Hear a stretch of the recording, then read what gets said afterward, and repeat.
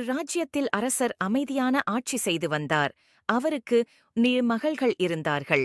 சிறு பேருமே அழகில் அறிவில் சிறந்தவர்கள். ஒரு நாள் அரசரின் பிறந்த நாள் வந்தது.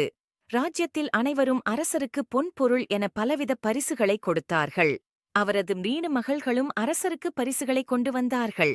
என்ன கொடுப்பார்கள் என மக்கள் எதிர்பார்த்த நிலையில் முதல் மகள் தங்கத்தாலான ஒரு கட்டியை கொண்டு வந்து பரிசாக கொடுத்தார். அதை வாங்கிக் கொண்ட அரசர் மகளை நெற்றியில் முத்தமிட்டு நன்றியை கூறினார். மக்களும் ஆனந்தத்தில் திளைத்தார்கள். அரசரின் 2வது மகள் அரசவைக்கு வந்தார். அவரின் பரிசை ஆவலோடு எதிர்பார்த்த மக்கள் அவரின் பரிசை திறந்து காண்பித்ததும் முகமெல்லாம் மகிழ்ச்சியில் ஜொலித்தது. அரசரும் மகளை இருக்க கட்டி அணைத்து நன்றி தெரிவித்தார். அவர் கொண்டு வந்தது வெள்ளியாலான கட்டி. அயல் நாட்டில் இருந்து அரசருக்காக கொண்டு வரப்பட்டது. இப்போது 2வது மகளின் என்ட்ரி. மொத்த ராஜ்யமும் அவளை கண் இமைக்காமல் பார்த்தார்கள். அவள் கொண்டு வந்த தட்டு கொஞ்சம் முக்கோண வடிவில் உயரமாக தெரிந்தது. அவள் அரசரை நெருங்கி வந்தாள். பலரும் பலவிதமாக மனக்கோட்டை போட்டார்கள். இது கண்டிப்பா விலையுயர்ந்த பொருளாகத்தான் இருக்கும் என்று முணுமுணுத்தார்கள். அரசரை நெருங்கியதும் இளவரசி தனது பரிசை மூடியிருந்த துணியை விலக்கினார். அதைத் திறந்தும் அனைவரின் முகமும் தொங்கியது. அரசருக்கு முகம் வெளுத்துப் போய் கோபம் கொந்தளித்தது.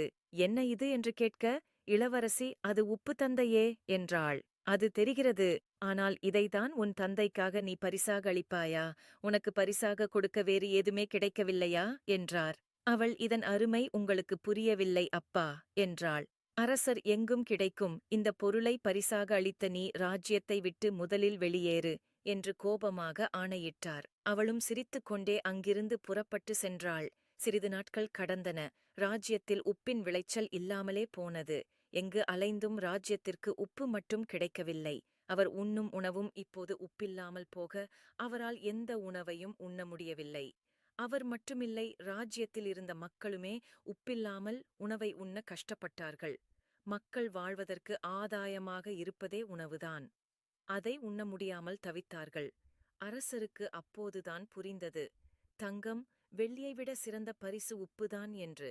தன் மகளின் பரிசை உதாசீனப்படுத்தியதால் தனது ராஜ்யமே வாழ தகுதியற்றதாக மாறியதை எண்ணி வருந்தினார்.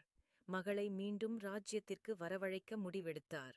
இளவரசியும் தனது தந்தைக்காக வைத்திருந்த பரிசை கொண்டு வந்தார். அந்த உப்பை விலையுறந்த பரிசாக உணர்ந்த அரசர் தலை குனிந்து ஏற்றுக்கொண்டார். நமக்கு வாழ தேவையான உயர்ந்த பொருட்கள் இருக்கின்றன என்பதை இளவரசி அரசருக்கு மட்டுமில்லாமல் ராஜ்யத்திற்கும் உணர வைத்தார். Please like